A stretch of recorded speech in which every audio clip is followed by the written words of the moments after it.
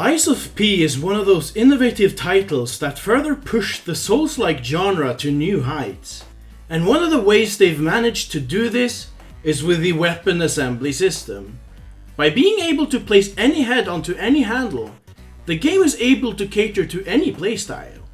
This ensures that no boss fight will play out the same way on subsequent runs.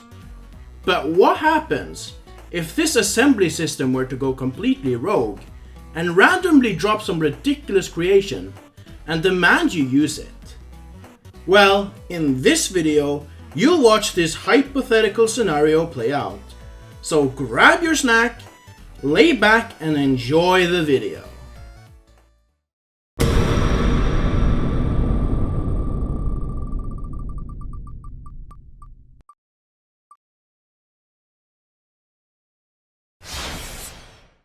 After waking up in the train station, we're forced to participate in this edgy walk that takes a decade to complete, making it a wonderful opportunity to explain the rules we have set in place for this run. The gist of this playthrough will be about randomizing a plethora of weapons to beat the game, which means we'll have to spin the wheel every time we manage to defeat a main boss, which means we have to commit to that weapon until the next time we kill a boss. In the spirit of a good challenge, we also cannot allow Fable Arts, Spectres, Consumables or Legion Arms.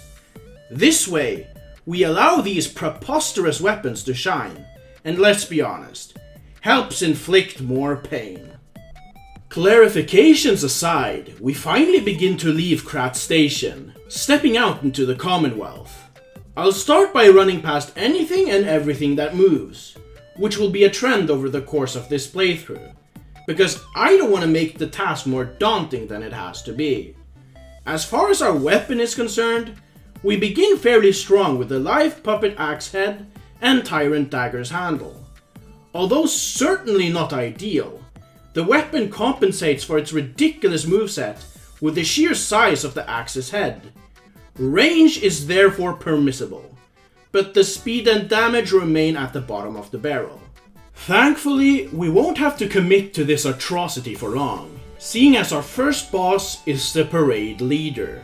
With his slow and predictable moveset, we are able to take our time and wear him out. It is probably about this time around you'll notice the tremendous amount of damage that is being dealt. This is because we happen to be doing the run on New Game Plus 3, meaning everything will be upscaled to a certain degree, making this challenge just that much more intimidating.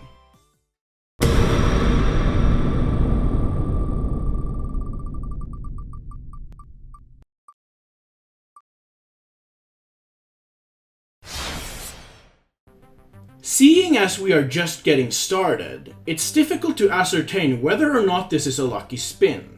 Because although this is an excellent weapon combination, it might have came to better use in the latter parts of this playthrough.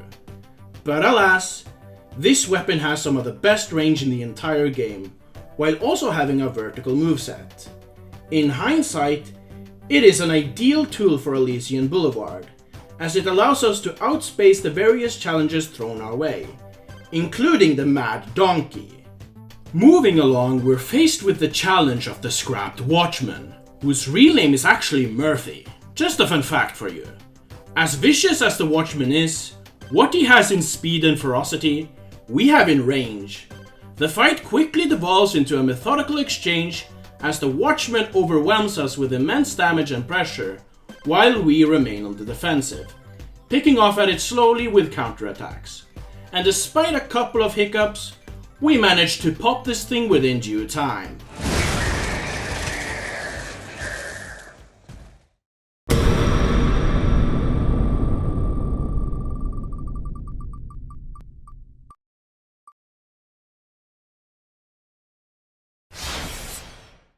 This tragedy of a weapon is the very first taste I had of what I had gotten myself into. The sheer incompatibility of this creation was astounding. Essentially a contradictory case of high risk with low reward. The slowness of this weapon places a huge strain on us on account of the fact that the yield of our sword does not compensate for that speed, or lack thereof. But as most things in life, there is a silver lining to the situation, which happens to be the fact that there are no obligatory obstacles between me and the King's Flame Fuoco. That said, the time I saved running past all the enemies in the factory was all collected by this glorified taxman as he proceeded to kill me over and over and over and over again. The issue at hand wasn't necessarily a case of insufficient skill, but rather a test of patience, as the hit and run strategy I had to resort to kept the fight going for so damn long I would begin to lose focus. It wasn't exactly made any better by the fact that Fuoco deals a massive amount of damage per hit, while also having access to a completely unavoidable move. What made this even worse is the fact that by the time I had gotten Fuoco low enough, he had most certainly destroyed most of the pipes in the room, which is the only crutch you have to your advantage. But as they say, when you hit rock bottom, there is nowhere to go but up, so I did manage to beat him after subsequent attempts.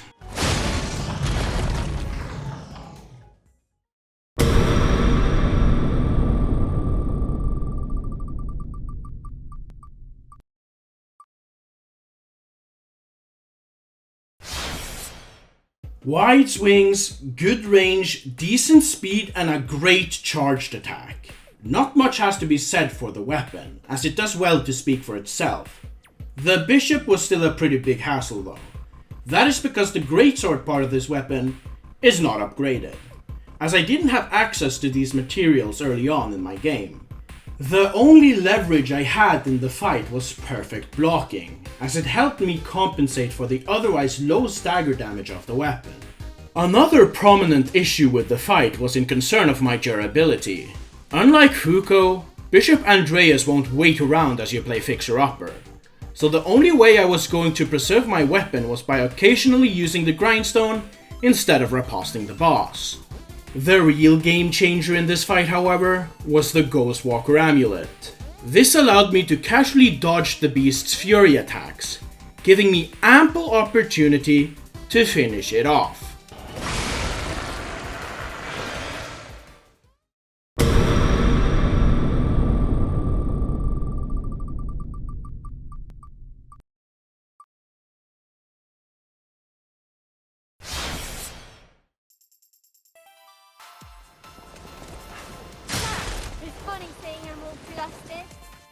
This little prank pulled on us in the latter parts of Malum District is the perfect testament to the Black Rabbit Brotherhood in general, because they are a complete joke.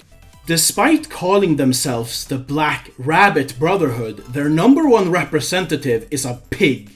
An absolute uncultured swine that ignores every arbitrary rule set in place by previous titles, because he does not move like a pig at all, displaying a very violent approach to the fight. And between these violent tantrums, his siblings can't seem to mind their own business either, making an already difficult task for me much more infuriating. I mean, even our weapon in this circumstance seems to be an avid member of their group, as it's probably the most incompatible with that fight specifically, because this is an otherwise alright weapon, but since we're fighting the Brotherhood, it struggles to deal with several people at once. The only real way you could even plausibly win the fight is by disengaging the eldest and hunt down his little brats. But even when they are over and dealt with, disengaging really screws us, as building up the stagger meter was surprisingly intensive. But once I got the eldest down to a T, it was only a matter of time until I reached that favorable run where his siblings didn't drain all of my resources.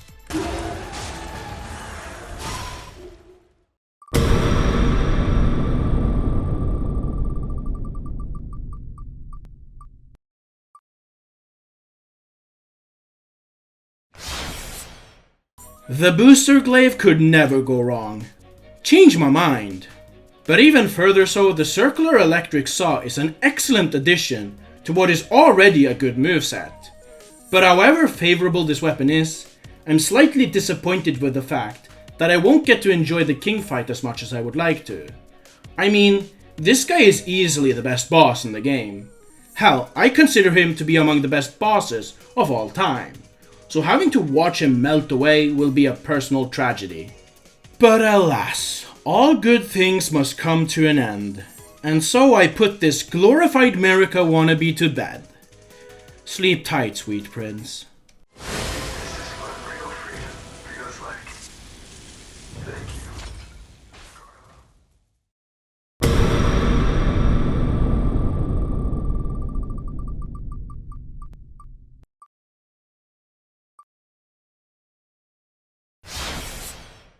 Truth be told, this weapon is not too bad, as it becomes immediately useful to us within the arcade, as flame is a perfect means to deal with the petrified. Same can't be said for this fucking clown though.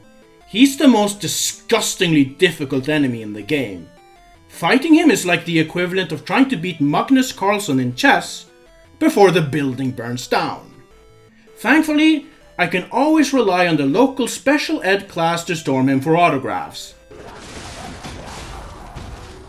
Unfortunately, I can't do the same for Chris Brown over here, because just like Rihanna, I want to avoid him like the plague.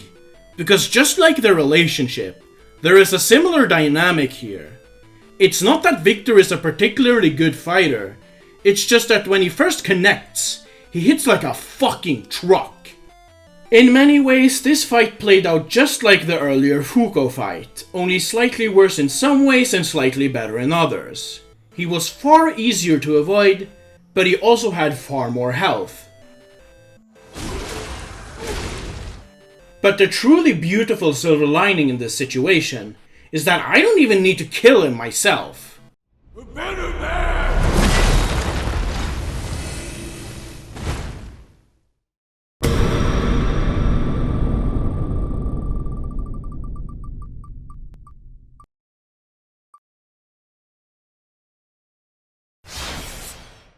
At first I felt like I was carrying around some trashed modern art piece, which was befitting considering the trash heap we had to go through next. But looking at it now, it kinda looks like a fork now, doesn't it?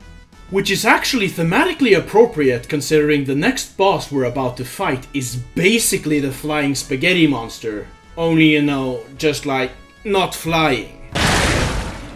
That is unless we consider the fight or flight response as a type of flying, because once this minor inconvenience of a phase was over, this Bolognese dog jumped into a suit of armor and started absolutely mollywopping me.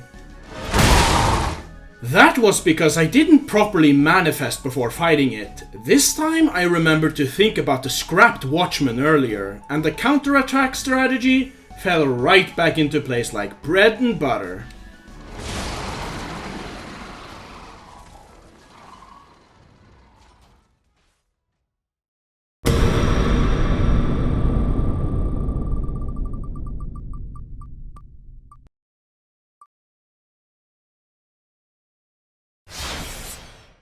By all means, this weapon assembly isn't terrible at all. The only issue is that the puppet saber is totally unupgraded. But seeing as we're stepping into the endgame territory, this won't be an issue anymore. Well, that's what I would say if the level itself wasn't such a challenge to beat. Honestly, the level itself was more eventful than our rematch with the parade leader. And it's all thanks to this bitch right here. Although this moveset is nothing to scoff at, the lack of range and stance damage made the walker just that much more opposing. The way she dodges around, stepping into, and then straight back out of range, along with the pressure that forces you to dodge away, all of it forces you to pick your openings extremely carefully, and prevents you from outpacing her illusions. In other words, you're forced to take your time, and that is a difficult ask. But once I was able to recognize her chain finishers, I was able to strafe out of the way in time to counterattack successfully. And as she fell to her knees, the parade leader soon followed in her footsteps, as we took care of that ridiculous fight much in the same way.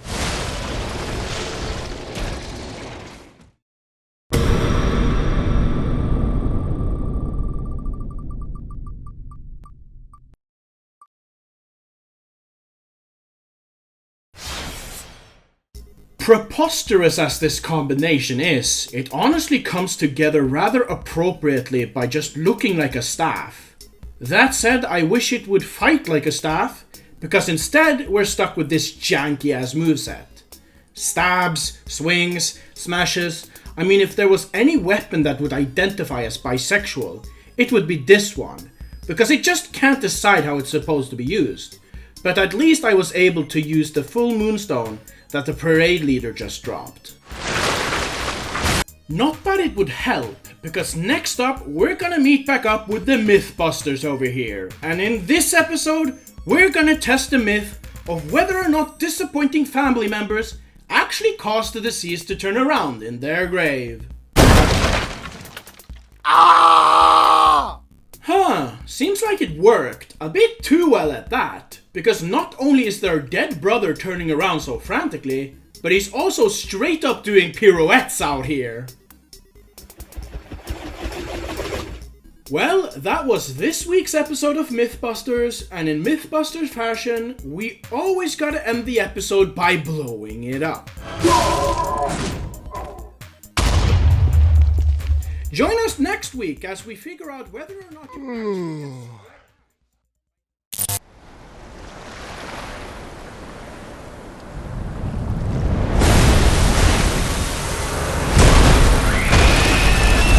Shark Week, it's just not the same.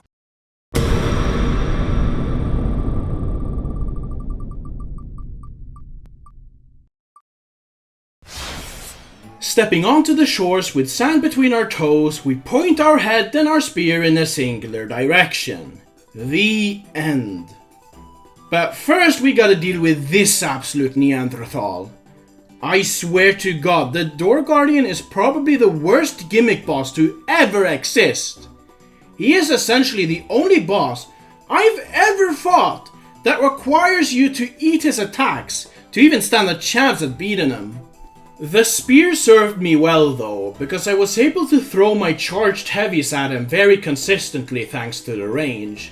But once we kill this headache, we move on to another, because now we have to scale this Goliath of a level, all while listening to this stupid theme the entire way up.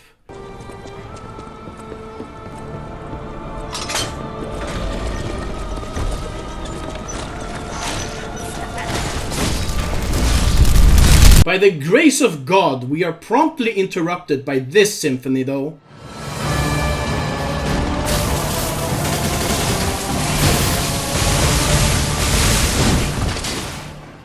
In all honesty, Luxasia is probably one of the best fights in the entire game. It's a shame her fight wasn't as eventful as other ones in this run so far. If anything, I can say that the Ghostwalker went a long way to make the phase transition go smoothly. So it's a darn shame I have to say this, but the only transitioning Luxasia will be doing is to her grave.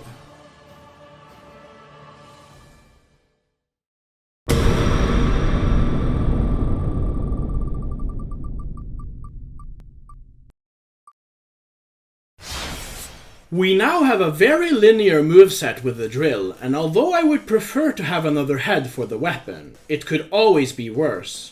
But now, join me as we move on to almost literally poke the bear. The preceding fight was actually not that bad. The drill has an amazing dodge attack that allows you to poke Simon twice each time. I paired this with the Champion's Medallion, which causes successive attacks to do more damage, and it honestly went by quickly at that point.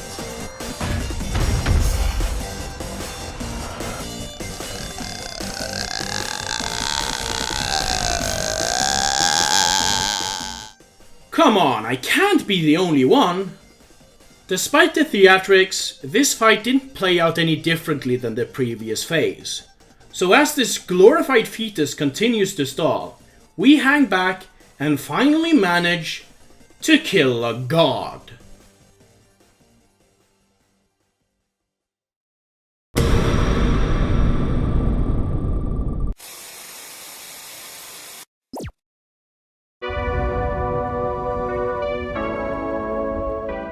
Now hold on just a second.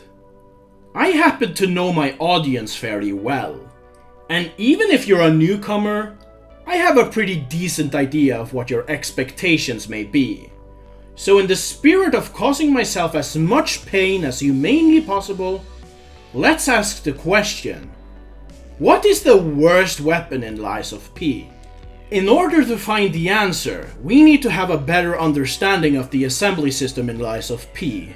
A boiled down version of the explanation is essentially that there are two damage types in the game: stab and slash. If a weapon assembly has a contradiction between the moveset of the handle and the damage type of the head, there will be a penalty which reduces the amount of damage you do. From here, it's only a matter of finding a combination which has the best dynamic between worst moveset, slowest speed, lowest damage, and shortest range. And although there are definitely plenty of contenders, you'd be hard pressed to beat a combination like this one: Blind Man's Spear and Exploding Pickaxe Head. The Blind Man's Spear has easily the worst moveset out of any weapon in the game. Not only is it as slow as a bee stuck in tar, but it also has the shortest charged heavy attack in the entire game. It's honestly so bad that you will miss point blank on many occasions while using this weapon. The Exploding Pickaxe is exclusively a slash weapon and is among the shortest heads in the entire game. Hell, even if it's in a favorable assembly, it struggles to compare to the damage values of other weapons. So lo and behold, as I use this piece of crap weapon to beat the final and quite possibly hardest boss of the entire game.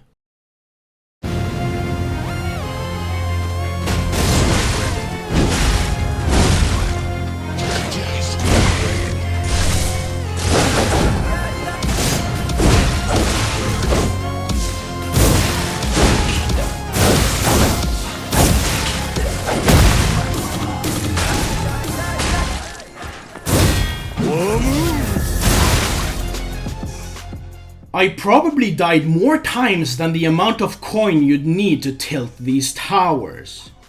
I wish I could say all jokes aside, but the matter of the fact here is that this weapon is a joke. It's so laughably bad that I had to occasionally perform 2 charged heavy attacks to reach the guy. Another issue that quickly became apparent was the durability of this weapon. Because since it did so little damage, the weapon would break before the first phase was even over. So over the course of this fight, I had to sacrifice multiple riposte opportunities just so I could repair my weapon. But just like Kanye West, my denial quickly turned to confidence. When it did, I began to break down the fight to a science, and finally found the golden balance. And the formula goes a little like this. Marching through the fog, we are always met with the puppet's greatsword phase. This phase consisted of mostly parries, with the exceptions of chain finishers, as we would quickly dodge these for a counterattack. I never found. Sooner or later, the puppet would resort to his straightsword phase, which more often than not led with this backflip maneuver. For this phase, we resort to parry galore, keeping a keen eye for the fury attack, as once it lands, we are able to counterattack.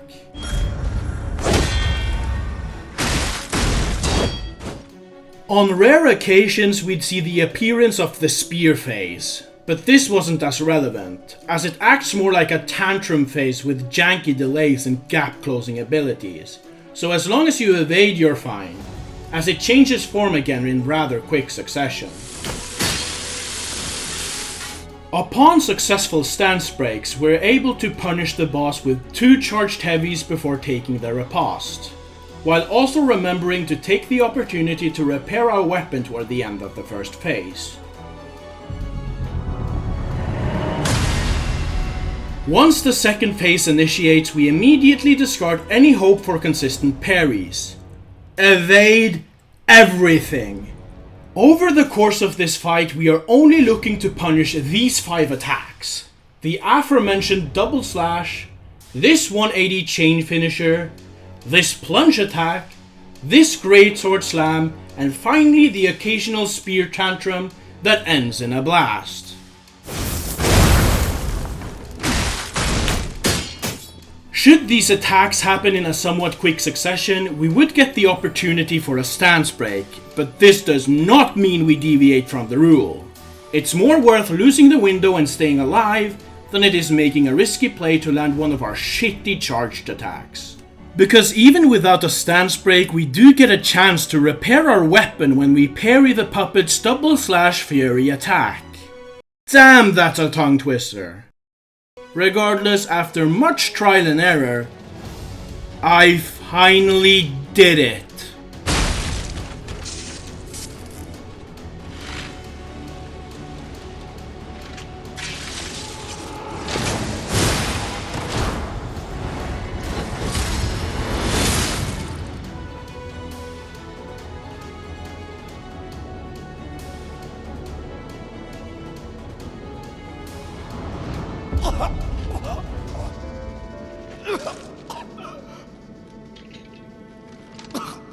Were you going to destroy Carlos' heart?